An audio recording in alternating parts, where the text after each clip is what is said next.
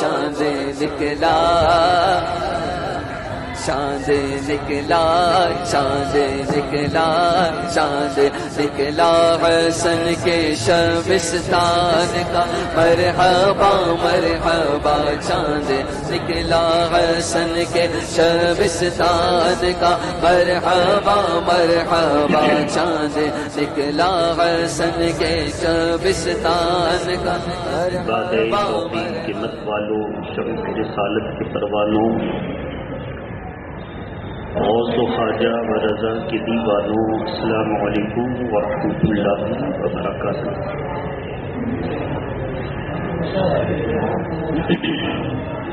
الحمد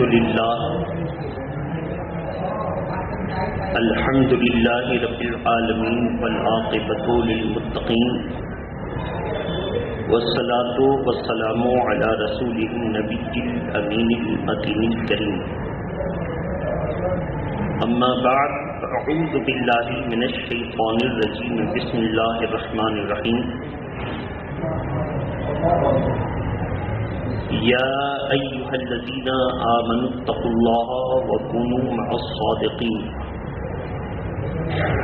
صدق اللہ العلی العظیم وبلغنا رسولہ النبی الامین المتین الکریم۔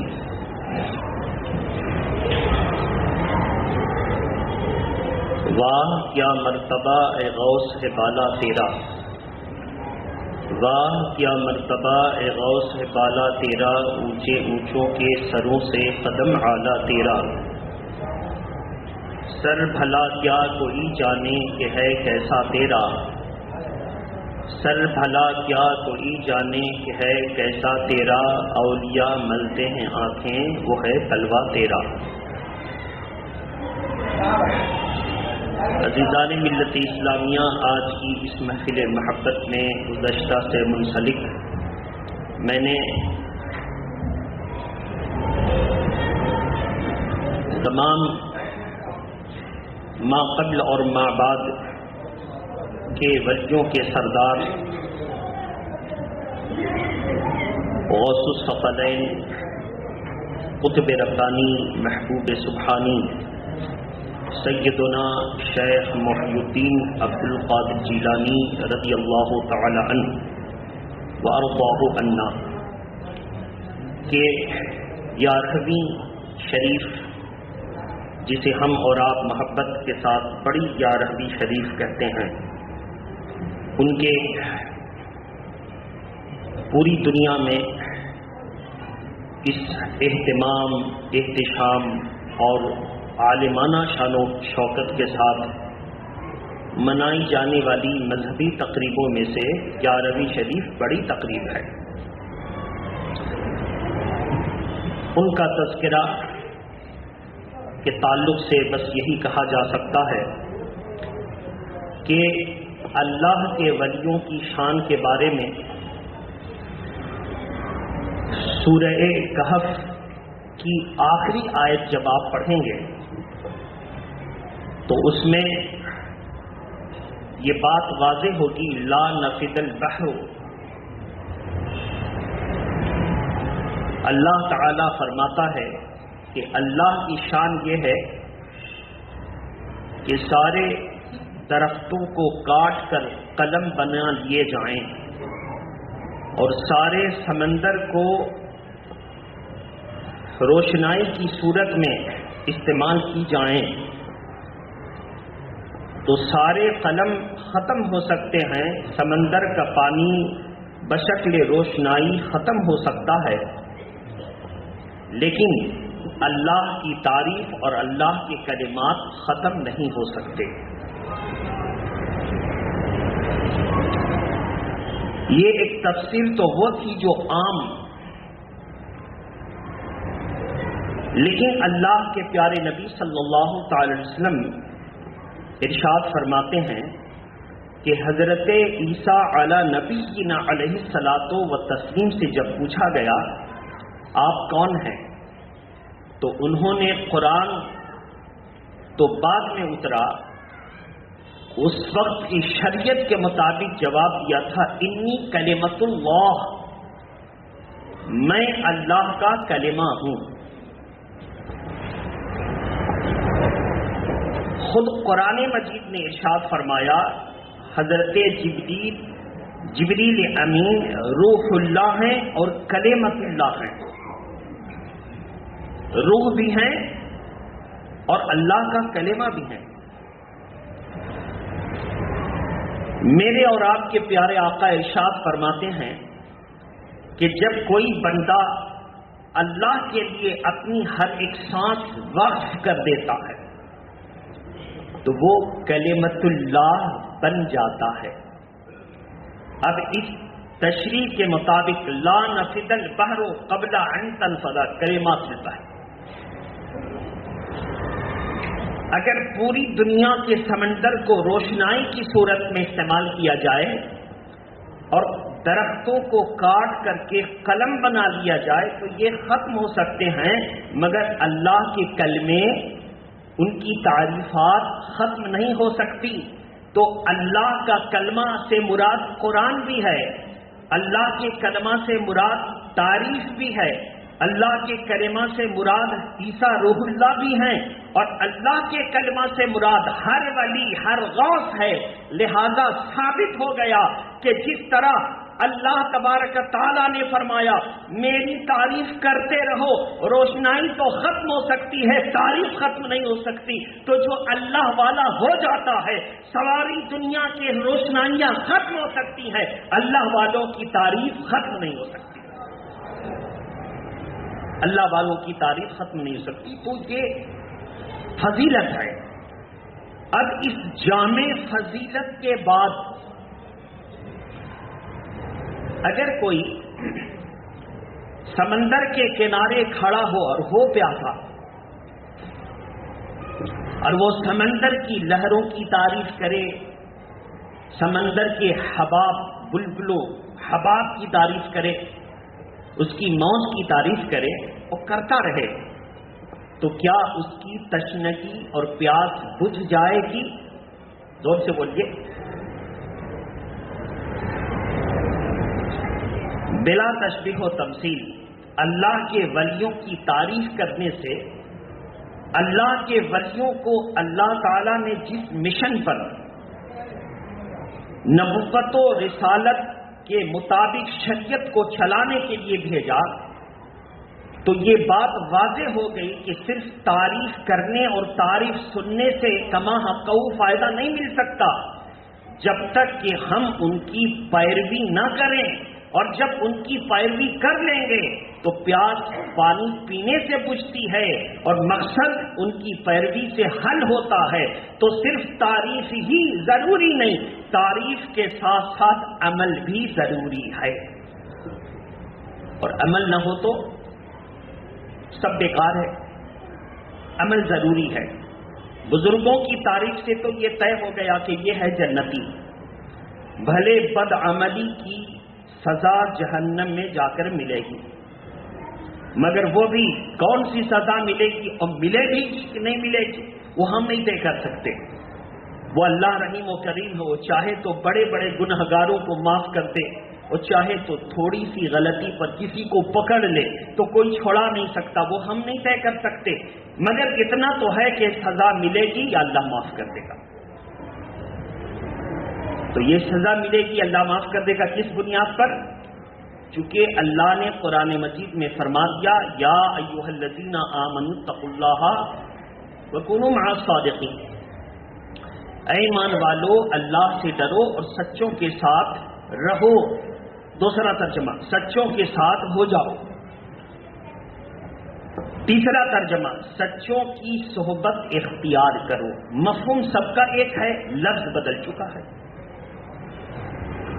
تو اس سے ثابت ہوا کہ جو سچوں کی صحبت اختیار کرے وہ سب ہو سکتا ہے، دائمی جہنمی نہیں ہو سکتا ہے۔ ہمیشگی کے جہنم میں انہی کو جانا ہے جو سچوں سے دور رہیں، نفور رہیں، نفرت کریں، اور اگر گنہگار مسلمان جہنم میں چلا بھی گیا تو نتیجہ یہی ہوگا کہ اس کو معافی ہوگی، وہ نکالا جائے گا، ایمان کی بنیاد پر پھر جنت میں چلا جائے گا، کیونکہ سچوں کی محبت کا تعلق ایمان سے ہے، اور اگر اس پر عمل بھی کر لیتا ہے تو عمل بھی اچھا ہے، اب جنت میں جائے گا۔ جنت میں گیا ایمان تھا اسی لیے، اور درجہ بلند ہوا تھا، اعمال اچھے تھے اسی لیے۔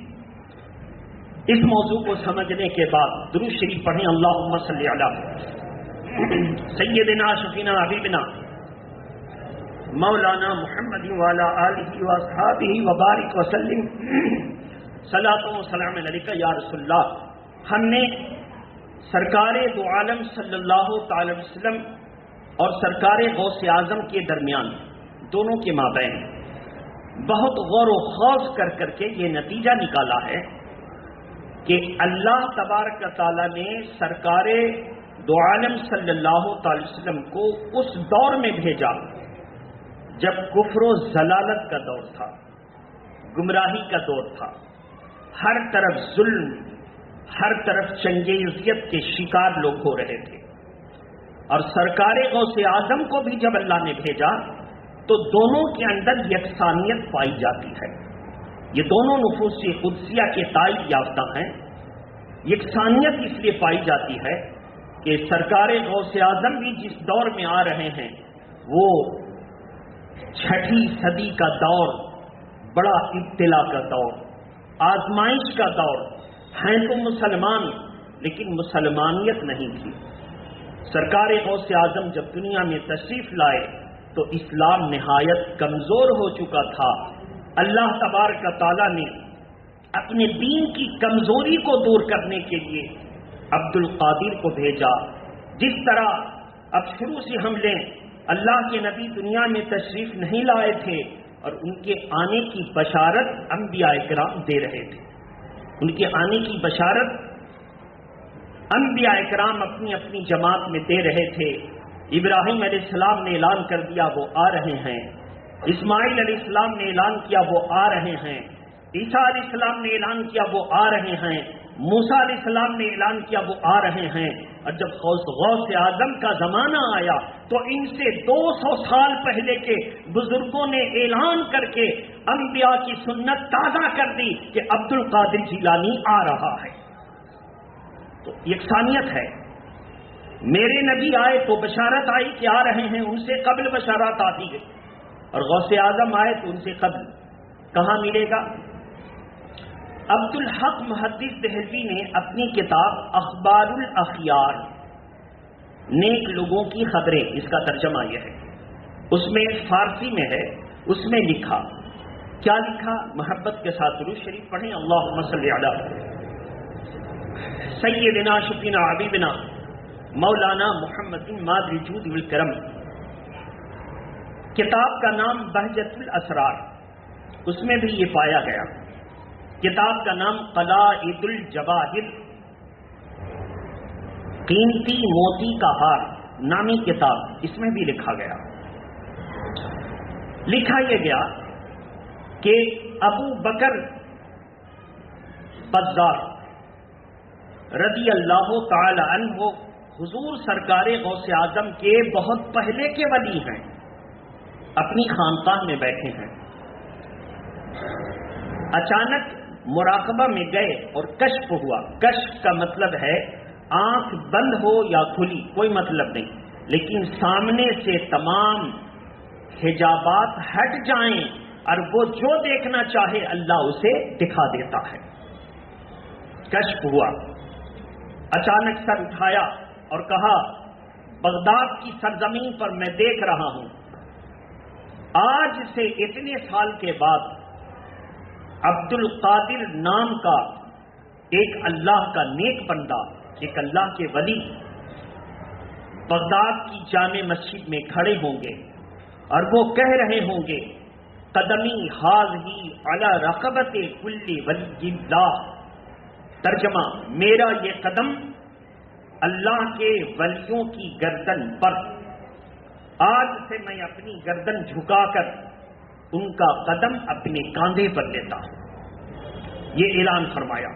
تو گویا کہ میرے آقا تشریف لا رہے تھے تو بشارت انبیاء نے دی، اور جب غوث اعظم تشریف لا رہے ہیں تو بشارت اولیاء کرام نے.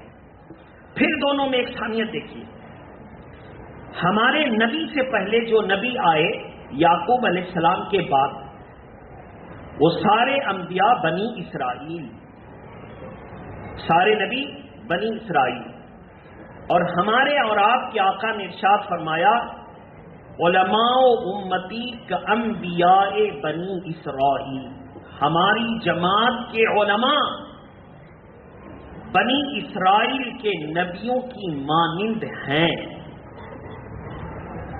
تو ہماری جماعت کے علماء یہ جتنے بڑے بڑے اولیاء کرام ہیں یہ علماء ربانیین ہیں. انہوں نے خبر دی اور ادھر بنی اسرائیل کے انبیاء نے خبر دی. اب دونوں پھر یکسانیت. بنی اسرائیل کے نبی جب ہماری جماعت کے اولیاء ربانیین کے مانند ہیں تو وہاں اگر عیسیٰ علیہ السلام بشارت دیں تو وہ بنی اسرائیل کے نبی جو ہماری جماعت کے علماء ربانیین کی مانند ہیں. حضرت زکریا علیہ السلام بشارت دیں تو وہ بنی اسرائیلی ہیں، ہماری جماعت کے علماء ربانیین کے مانند ہیں. گویا وہاں بنی اسرائیل کے انبیاء خبریں دے رہے ہیں اور جو ان کی طرح ہیں یہاں اولیاء خبریں دے رہے ہیں، یہاں اولیاء خبریں دے رہے ہیں. اور سب سے مشہور بزرگ سرکار غوث اعظم سے 195 سال قبل دنیا میں تشریف لا کر رشد و ہدایت کا جام اللہ کے بندوں تک پیش کیا اور جس نے پیا وہ اللہ والا بن گیا.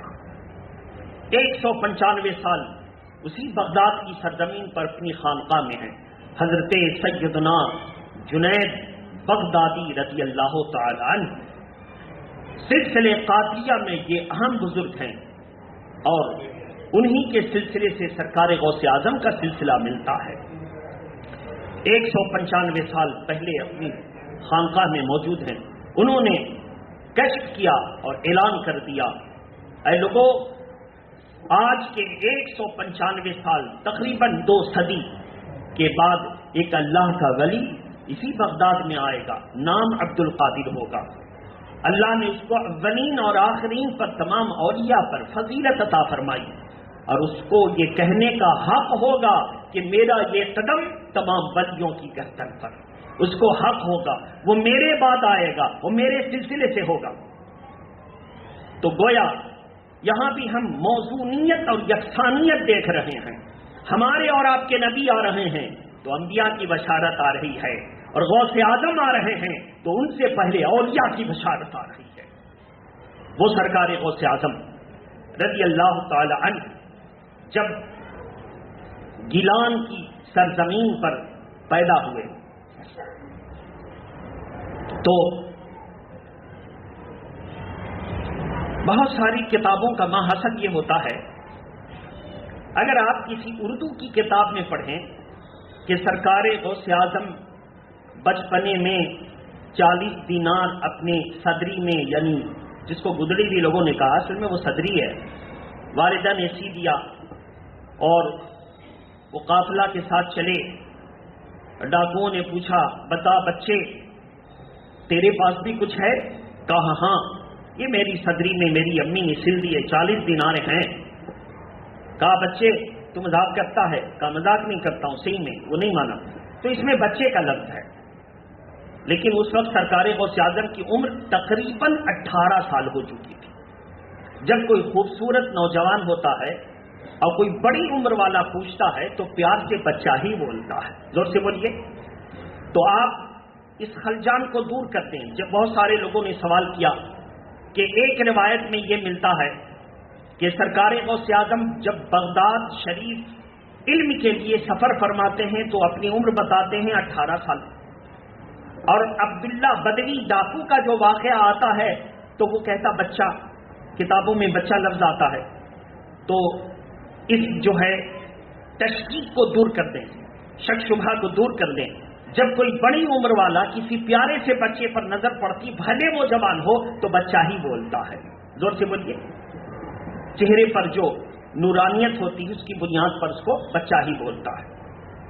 لیکن سرکار غوث اعظم نے جو قلائد الجواہر، بہجت الاسرار اور دوسری کتابوں میں جو اپنا واقعہ خود بیان کیا ہے، کہا جس وقت خلیفہ عباسی میں سے خلیفہ تمیمی کی حکومت تھی، اس وقت میں بغداد شریف میں علم حاصل کرنے کے لیے آیا، یا بغداد میں میں داخل ہوا۔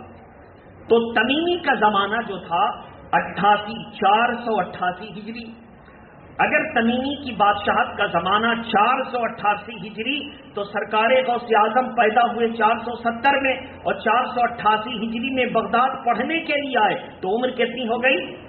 زور سے بولیے، 18 سال۔ تمام کتابوں کو ملانے سے تو بچہ کا مطلب وہی آپ کو سمجھا دیا، وہی سمجھیں گے۔ بچہ سے مراد وہ نہیں کہ 8-7 سال کے تھے اور اس نے کہا بچہ۔ درود شریف پڑھیں، اللہم صلی علی سیدنا شفیعنا حبیبنا مولانا محمد وآلہ واصحابہ وبارک وسلم، صلاۃ و سلام علیکہ یا رسول اللہ صلی اللہ تعالی علیہ وسلم۔ سرکار غوث اعظم کے اندر علم کا شوق کیسے پیدا ہوا؟ جو بھی اللہ کا نیک بندہ بنا ہے، پہلے علم، زور سے بولیے۔ اب علم کی دو صورت ہے، ایک ہے کسبی اور ایک ہے وہابی۔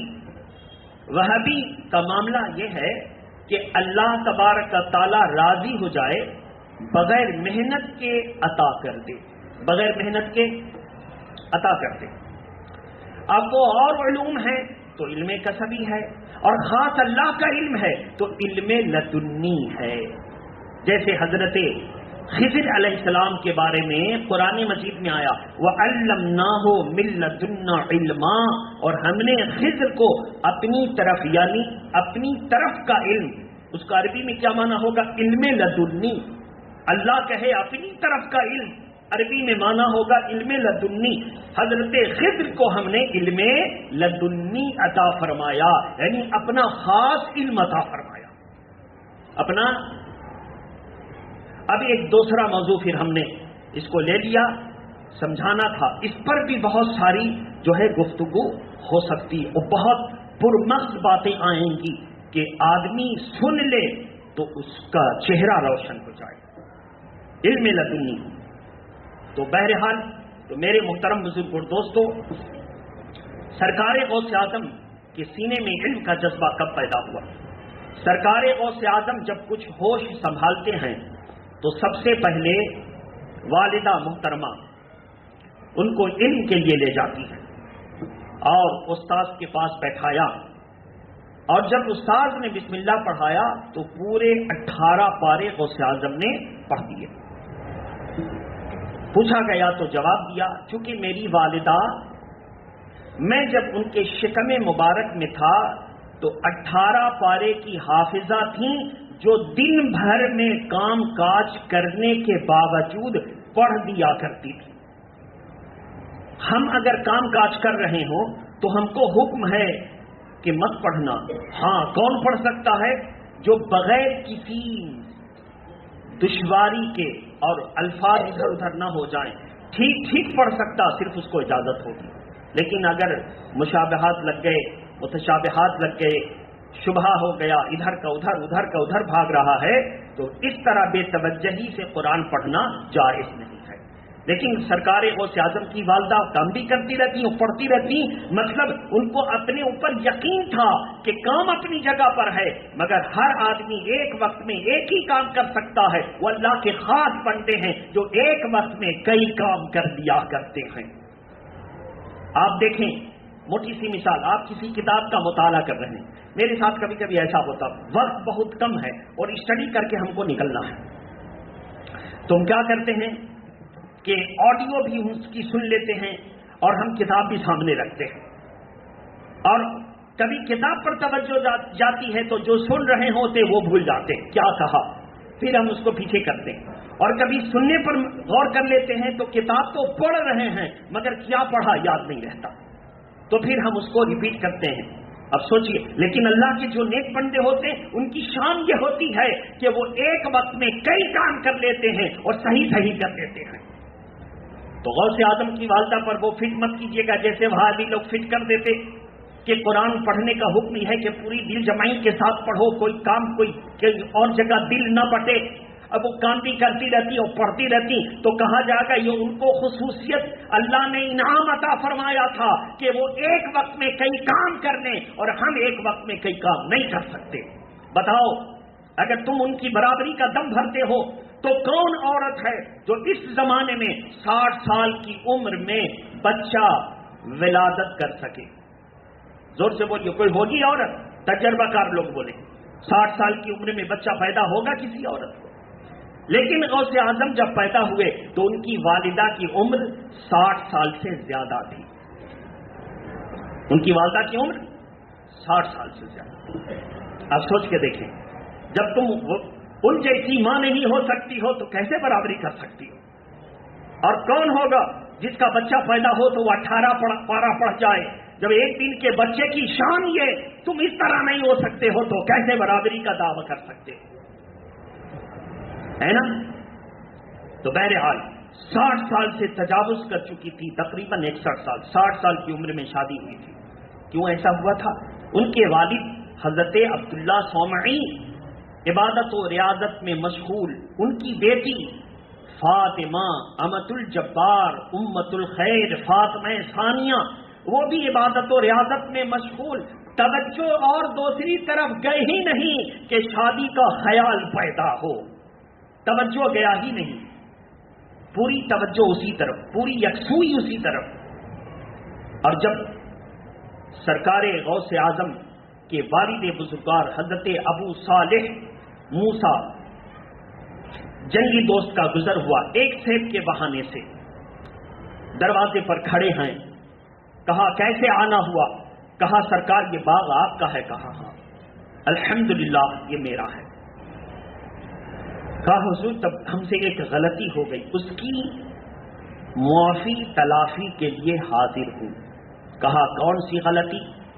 کہا روزے سے تھا، حالت سفر میں تھا، ایک سیب دریا میں بہتا ہوا جا رہا تھا، افطار کے وقت میں نے اس کو لیا اور بغیر تعمل کے میں نے کھا لیا. اب احساس ہوا یہ کسی کا تو سیب ہوگا، اس سے میں نے تو اجازت نہ لی. اب کل قیامت کے دن میں پکڑا جاؤں گا، اس لیے جس راستے سے سیب بہہ کر آ رہا تھا دریا کے الٹے سمت میں جہاں سے آ رہا پھر میں چل پڑا. چلتے چلتے نظر پڑی ایک باغ کی کچھ درختوں کی شاخیں ٹھیک کسی رنگ کے سیب سے لدے ہوئے دریا میں جھول رہی ہیں. میں سمجھ گیا آپ کے حاجب یعنی دربان سے پتہ کیا تو آپ اپنے حجرے خاص میں ہیں. حضور مجھے معاف فرما دیں. کہا اچھا. سراپا دیکھا. سراپا دیکھا مطلب سر سے پیر تک دیکھا. سراپا دیکھا، سمجھ گئے اس کی پیشانی پر اللہ کا خاص جلوہ ہے، یہ متقی ہے، یہ پرہیزگار ہے. کہا ٹھیک ہے ٹھیک ہے، معافی تو اس وقت ہو سکتی ہے جب آپ میری شرائط مانیں. کہا حضور اگر معافی کسی شرط پر مبنی ہے تو میں دنیا کی تمام تکلیفوں کو برداشت کروں گا، لیکن قیامت کے دن اللہ کا سامنا کی میرے اندر جرأت نہیں ہے. کہا اچھا آپ 12 سال تک میرے باغ کی خدمت کریں، پھر میں معاف کروں گا نہیں، پھر میں غور کروں گا کروں کیا. 12 سال تک خدمت کی اور جب حاضر ہوئے حضور آج 12 سال ہو گئے. کہا اچھا ٹھیک ہے، ایک میری لونجی لنگڑی اندھی بہری گونگی لڑکی ہے، اسے تم کو نکاح کرنا ہے. کہا حضور اگر قیامت کی شرمندگی سے اسی شرط پر بچا جا سکتا ہے تو میں حاضر ہوں. نکاح ہو گیا. جب خلوت خاص میں تشریف لے گئے اور کہا السلام علیکم، جب کوئی اجنبی کسی جگہ وارد ہو، کوئی کسی جگہ وارد ہو اپنا پرایا تو سلام پہلے کرے، آنے والا سلام کرے، آنے والا سلام کرے. یعنی کہ بیوی کو سلام کرے شرم کی بات ہے نہیں، آنے والا سلام کرے، اور بیوی ہو تو اس کو بھی سلام کرے اور ماں ہو تو اس کو بھی سلام کرے. یعنی کہ میں شوہر ہوں بیوی کو کیسے سلام کروں؟ نہیں، سلام کیا. بیوی صاحبہ نے جواب بھی دیا اور شرمندہ ہو کر کے جواب دیا اور کھڑی بھی ہو گئی. استقبال کے لیے، شوہر کی عزت و احترام کے لیے، اور جب کھڑی ہو گئی تو غوث اعظم کے والد گھبرائے، وہ واپس پلٹے۔ بہت ساری روایت، ایک روایت میں راستے میں یعنی گھر کے باہر ملاقات ہو گئی۔ کہا کیا ہوا؟ کہا حضور ایک دوسری غلطی ہو گئی، شاید کہ دلہن بدل گئی یا کمرہ بدل گیا، اور میں کسی خوبصورت اور مجسم صحت کی پیکر کے کمرے میں چلا گیا۔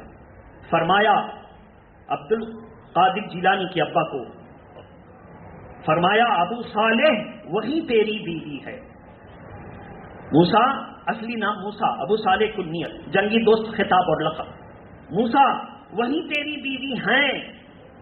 کہا حضور مانا، پھر پوری تفصیل بتاتی، بہت بار آپ سن چکے۔ پتہ یہ چلا میرے محترم کہ اللہ تبارک تعالی متقی ماں باپ ہو تو غوث اعظم جیسی اولاد عطا فرماتا ہے۔ تو اگر آپ چاہتے ہیں کہ ہمارے بال بچے بھی پرہیزگار ہوں تو ہم کو اور آپ کو بھی اللہ کا خوف کرنا ہوگا، اسی کو پرہیزگاری کرتے ہیں۔ نمازیں پابندی کے ساتھ پڑھنی ہوگی، حرام کی طرف توجہ نہ لے جانی ہوگی، شریعت کا احترام کرنا ہوگا۔ اگر ہم نے ایسا کر لیا تو انشاءاللہ تعالی غوث اعظم کا زمانہ تو بہت اعلیٰ ہے، غلاموں کے غلام ضرور پیدا ہو سکتے ہیں، بہت ضرور پیدا ہو سکتے ہیں۔ اسی کے ساتھ وقت میں گنجائش نہ رہی، کھڑے ہو کر صفیں درست کر لیں، اطمینان سے بیٹھیں۔ وآخر دعوانا ان الحمدللہ رب العالمین۔